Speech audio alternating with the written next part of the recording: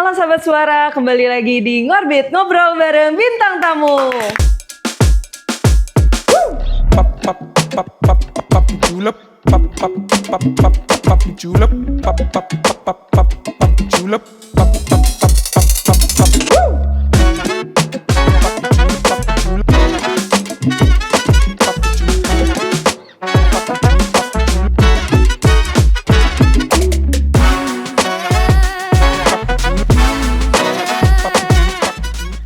Sebenarnya Bude kesini ingin menawari kamu kerja di tempat Bude. Kerja apa, Bude? Sinden wayang.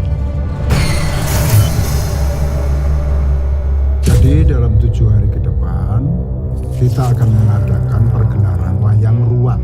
Pergelaran wayang ruwat kuwi wayang sing digelar kanggo pinyuwunan-pinyuwunan khusus. Karena wayang ruwat itu tidak boleh salah. Kalau salah bisa kualat.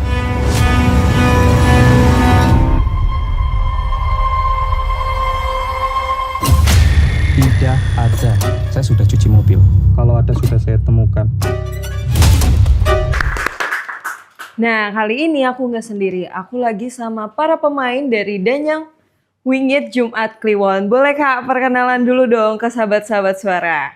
Perkenalkan, saya Norma Cinta dari film Danyang Wingit Jumat Kliwon. Halo, aku Aisyah Kansa Zahra Rianto. Aku Pemeran Sebagai apa? sebagai Dewi. sebagai Dewi di film Danyang Wingit Jumat Kliwon. Hai, saya Stalin Evangelista, di sini berperan sebagai Citra, seorang sinden. Oke, say hi dulu dong guys. Tepuk tangan dulu. Nah, sebenarnya kita tuh kepo banget pastinya tentang cerita Danyang Wingit Jumat Kliwon. Bisa nggak sih ceritain sedikit aja tentang Danyang di film ini tuh menggambarkan kayak gimana? Dan sebenarnya tuh kaitan dengan adat atau budaya wayangnya tuh seperti apa di film ini? Mungkin? Boleh. Kalau untuk film Danyang Wingit Jumat Kliwon ini adalah kita kembali lagi mengangkat budaya yang ada di Jawa, yaitu tentang wayang yang memang terbuat dari kulit manusia kayak gitu. Nah, itu sebenarnya sih sebuah mitos ya, tapi kita kayak inspire true story kalau memang itu ada cerita rakyat legenda yang memang kalau ada wayang kulit yang memang dari kulit manusia. Biasanya kan kita tahu kalau wayang kulit kan berasal dari hewan kayak gitu kan. Jadi kita mau ngangkat lagi kalau untuk lebih kuatnya sih cerita wayang itu sendiri. Kalau wayang tuh dulu memang ada sejarah budayanya dan itu memang sekarang udah sangat jarang ada lagi ya kan. Tentang perwayangan, tentang dalang, bahkan anak-anak sekarang kan hampir tidak tahu nih tentang ada apa sih wayang kulit tuh apa sih gitu. Padahal kalau dulu kan memang kalau orang zaman dulu tahu banget, apalagi kakek kita. Pagelaran wayang tuh pagelaran yang paling ditunggu ya kan, paling dengan banyaknya penonton yang memang antusias banget kalau zaman dulu. Kalau sekarang kan kita hampir tidak tahu wayang tuh apa, dalang tuh bagaimana gitu. Sinden tuh juga seni yang seperti apa, karena yang kita tahu kan sekarang sinden kan udah beralih kok sinden tuh ya paling penyanyi sekedar kayak gitu, padahal sinden sendiri itu kan beda dari penyanyi biasa gitu. Oh gitu, oke. Nah, tapi sebenarnya tuh kita kepo juga nih, karena kalian itu mengangkat tentang sinden, terus wayang, pokoknya adat-adat yang memang udah lama banget nih. Itu kalian ada mempelajari hal tersebut gak sih? Terus gimana sih proses kalian mempelajari kayak persindenan, terus ritual-ritual yang ada? Kalau mempelajari menjadi sinden itu sendiri pastinya nggak cukup dengan waktu seperti aku, apalagi basicnya aku tuh bukan seorang sinden ya. Tapi kan di sini kita bermain peran sebagai seorang sinden dan pastinya harus biar pesan itu nyampe harus memperdalami peran itu sendiri, butuh waktu untuk mempelajarinya. Mungkin 4-5-6 bulan waktu itu kurang begitu maksimal ya untuk menjadi seorang sinden ya, karena sinden yang profesional itu dilatih dari kecil. Mereka tuh dididik dan dibesarkan menjadi seorang sinden dengan ritual khusus sendiri, ramuan sendiri, latihan sendiri, dan setiap saat dibentuk menjadi seorang sinden yang profesional. Dalang pun begitu. Jadi nggak bisa ujuk-ujuk 5 bulan, 3 bulan langsung jadi pro sinden gitu. Tapi akhirnya itu kalian latihan tuh berapa lama? Beberapa bulan. Beberapa bulan? Iya. risetnya yang lama tentang kisah ini sendiri. Seperti yang Mbak Norma tadi bilang, ini kan kisah cerita masyarakat ya. Jadi Iya, di setiap betul. daerah tuh punya Cerita. legendanya sendiri, legenda yang menjadi cerita. Yang mau kita angkat adalah cerita dari masyarakat ini sendiri yang sekarang menjadi legenda. Yap. Nah, terlepas dari itu adalah fakta atau tidak, kita juga nggak berani bicara sih ya. Cuman kan menurut kesaksian orang-orang sekitar seperti itu. Oke. Nah, sebenarnya dari hal-hal tersebut pastinya tuh kalian ada tantangan. Udah gitu, ini kan mengangkat cerita rakyat kan, Iya. dan kalian juga pastinya ada menjaga beberapa budaya yang biar nggak lintas atau keluar dari hal tersebut. Menurut kalian nih, tantangan selama proses syuting film itu kayak gimana? Mungkin boleh diceritain ke Sahabat Suara. Kalau tantangannya ya, iya karena kan kita balik-balik lagi. Karena kalau Iya. namanya tentang budaya itu sensitif banget ya. Apalagi kalau sampai dibilang melenceng gitu. Nah makanya sebelum kita melakukan film ini juga kan kita udah riset dulu. Plus kita juga menggandeng budayawan. Jadi tidak sekedar kita waktu take kita sembarangan bikin film tanpa kita tahu sejarahnya, tanpa kita tahu bahasanya juga. Bahkan kan dalam setiap lafal yang kita ucapkan nantinya yang di film ini kan memang ada hitungannya, ada nyawanya, ada nadanya gitu. Jadi tidak sekedar Ada ada maknanya gitu. Nah kalau dari kamu sendiri gimana pas syuting? Tantangannya apa? Tantangannya apa? Pas Terakhir. meranin itu si Dewi yang pas epilepsi. Kejam. Oke. Berarti emang di situ tuh kamu juga mempelajari hal itu. Ya. Gitu. Nah, sebenarnya aku tuh penasaran juga nih dari karakter kalian masing-masing. Kalian ada mempelajari hal apa gitu atau ada treatment khusus untuk karakter kalian masing-masing? Kakak ya. Gimana tuh? Kalau menjadi seorang sinden kan pasti kan tata cara bicara, duduknya pada saat pagelaran itu, berpakaiannya, bagaimana berdandannya, melantunkan sebuah lagunya. Dan dari lagu yang dinyanyikan seorang sinden ini kan lantunannya ada maknanya, ada artinya yang nggak bisa sembarangan dilantunin karena ini ada sedikit mantranya. Jadi memang ini bukan lagu biasa, jadi ini lagu khusus karena ini menceritakan tentang cerita rakyatnya ya.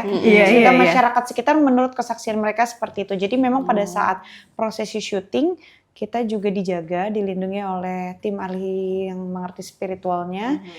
Kalau dari diri sendiri pastinya berdoa, cuman dari tim khusus yang mengerti ada yang mendampingi. Oh gitu. Nah kalau kamu gimana pas syuting? Kalau aku pas syuting seru-seru aja sih karena aku suka banget sama sejarah Jawa gitu. Oh, oke. Kalau kan kamu? Kebetulan kan saya silent act ya, jadi itu lebih berat sih, maksudnya lebih susah karena penggambaran orang nggak bicara kan lebih susah itu ya, penggambaran rasa sakit yang nggak bisa terungkapkan tuh bisa gitu. Jadi kalian harus nonton nih karena Jujur ya, karena kita benar. punya karakter kuat yang masing-masing yang kalian juga bakalan insya Allah ketika nonton ya semoga ini bisa menjadi cerita selain kita nonton sebagai hiburan juga ada cerita dari ini ya kayak gitu. Betul, tapi sebenarnya aku tuh kepo juga nih karena dalam film-film horornya Indonesia dia kan sangat berkaitan lah istilahnya. Pernah nggak pas kalian ngedalamin karakter kalian justru malah jadi karakternya itu, bukan kalian sendiri. Pernah nggak ngalamin itu di film ini? Kalau dalam setiap peran ya, kalau kita memang mencintai peran itu sendiri tanpa disadari ketika kita dalam set itu atau kita take kayak gitu memang sudah bukan dari diri kita sendiri. Pasti kita harus memerankan sesuai peran itu dan kita harus mendalami itu. Jadi kalau menurut aku ketika aku mengambil peran itu pun juga ya aku bukan sebagai aku yang sekarang tapi aku sebagai dia jadi Nistawati di situ gitu. Jadi benar-benar ngalir aja sih, natural aja gitu. Karena aku berpikirnya ya acting itu memang dari hati. Jadi ketika itu ya jadi emang kami mengerjakan ini dari hati sih. Kalau kamu gimana? Coba. Sama juga. Sama ya. Sama. Kalau Kak Sally gimana? Pastinya memilah-milih, cuman mempertahankan konsistensi dalam emosional di dalam actingnya itu sendiri kan. Ketika pada saat kita memang harus menahan, mengkontrol emosi kita di suatu scene tersebut, ya kita kontrol semaksimal mungkin. Tapi pada saat ketika lagi take, kita bisa istirahat dan menghela nafas sedikit, mungkin ya nggak terbawa gitu ya, karena kita harus bisa membiasakan gitu, mana kita, mana yang bukan kita gitu, Betul. mana bagian dari peranan itu sendiri gitu. Nah, cuman kan ini kan memang kayaknya tuh kita kalau ngelihat persindenan dan wayang tuh kadang ada juga yang bad side-nya nih. Nah, pernah gak sih kalian selama syuting itu mengalami hal mistisnya? Walaupun kalian tuh udah pernah, maksudnya kalian ada tim yang menjaga kalian. Pernah gak? Kalau di set tuh pernah ada, maksudnya karena kan mungkin, tapi itu sebenarnya nggak ini ya, nggak mengganggu juga ya, karena kan emang hidup kita kan berdampingan ya sama dunia itu kan emang selalu berdampingan. Jadi emang ada waktu mungkin pas dini hari itu di set itu ketika take itu kan udah hening otomatis ketika take, karena kan kita take-nya malam kan. Nah itu take malam tuh ada suara-suara tuh aneh dari monitor gitu. Nah ketika waktu pengambilan tuh better nggak ada suara apapun, tapi ketika udah selesai akhirnya kita harus VO juga ulang gitu, karena ada suara-suara yang lain yang masuk ke situ gitu. Oke. Dan ini agak ngerinya adalah ketika lantunan itu diucapin atau lagi dinyanyikan gitu, itu yang emang ada maknanya sendiri. Ada Iya, maknanya karena gitu. ada mantranya ya. Ada mantranya.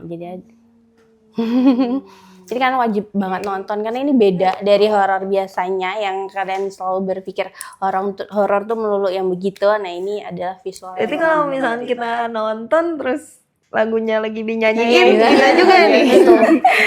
Bisa juga nih kayaknya nih. Di bagian itu. Nah tapi gimana sih kalian ngebondingin sesama pemeran, sesama pemain tuh gimana? Kita kan butuh waktu beberapa lama ya untuk pertama belakang dari layar. pihak PH-nya juga untuk meriset cerita ini sendiri, lalu kita latihan beberapa bulan tuh untuk menyatukan karakter satu sama lain, dari karakter kita pribadi, lalu karakter di dalam film ini sendiri juga gitu kan, untuk mengenal satu sama lain menjadi satu keluarga gitu. Dimana itu latihannya juga beberapa bulan, kita dipertemukan hampir setiap hari. Hampir setiap hari. Hampir setiap hari ya. Jadi memang ya jadi menyatu. Jadi pada saat sudah di set kita insya Allah sudah ready. Iya. Sudah ready ya teman-teman. Kita lihat nanti. Tapi kamu gimana nih sebagai pemain yang paling kecil tuh gimana tuh pas syuting? Aku kan adanya Kak Selin ya, jadi aku kan awalnya kan belum kenal nih, jadi harus lebih kenalin dulu sama Kak Selin gitu, daripada nanti canggung kan pas di frame itu nanti nggak enak gitu loh. Gitu. Tapi sekarang udah kenal banget ya. Seru ya? Seru. Pengen main lagi? Iya. Iyanya ragu nih teman-teman. Nah, terus sebenarnya sebentar. Oke, nah menurut kalian sendiri ada nggak sih makna yang sebenarnya tuh relate juga untuk para penonton nantinya di film ini? Makna tentang pengorbanan sih ya, dimana kita tuh jangan terlalu berharap tentang keabadian, karena keabadian tuh nggak ada. Nggak ada. Dan jangan terlalu berharap kepada suatu makhluk, karena yang dapat memberikan itu adalah yang Maha Kuasa. Semua akan kembali lagi kepada yang Maha Kuasa, dan jangan terlalu berharap kepada orang yang paling kita cintai, karena terkadang yang paling kita cintai dan kita percaya itu yang paling mengecewakan. Tuh gitu ya. Best banget di dalam. Terima kasih ya sarannya, emang anak-anak di sini masih nakal gitu teman-teman. Nggak boleh gitu. Mungkin dari kamu gimana? Kalau ya benar sih kalau kepercayaan itu, tapi sama kadang yang jahat itu bukan melulu tentang yang horor itu nggak melulu tentang hantu, tapi yang horor itu kadang manusianya lebih horor. Iya kalau itu memang ya. Iya. Gitu. Kalau Kak, Samain aja lagi. dia emang pendiam ya. Bingung dia. Terakhir, kasih alasan paling kuat kenapa sih teman-teman atau sahabat suara.com harus banget nonton Danyang Wingit Jumat Kliwon. Wah, itu pasti. Itu pasti. Pasti doang ya kata dia. Boleh mungkin teman-teman sama Kanza coba. Kasih lihat dulu. Kakaknya padenya gitu. Kakaknya. Kalau dari siapa? Adik dulu lah, adik. kamu dulu lah. Nah, jadi kalian harus nonton Danyang Wingit Jumat Kliwon itu karena trailernya aja udah bikin penasaran. Masa kalian nggak penasaran sama filmnya ya kan, Kak? Iya benar. Aku udah penasaran sih. Nah mungkin kasih tahu dong ke teman-teman sahabat suara, kapan sih bisa ditonton filmnya? Nih, teman-teman, kalau kalian misalnya film ini udah 500.000 ya, 500.000 penonton, kalian bisa umroh gratis bareng Pokoknya nanti ada beberapa yang dipilih oleh tim dari PH, dari film Danyang Wingit Jumat Kliwon. Jadi kalian posting, mention sebanyak-banyaknya film Danyang Wingit Jumat Kliwon. Siapa tahu kalian terpilih untuk berangkat umroh gratis bareng cashnya. Nah kira-kira kapan sih teman-teman bisa ditonton filmnya? 20 November 2025 di bioskop. Oke. Sampai jumpa di Ngorbit selanjutnya. Bye-bye.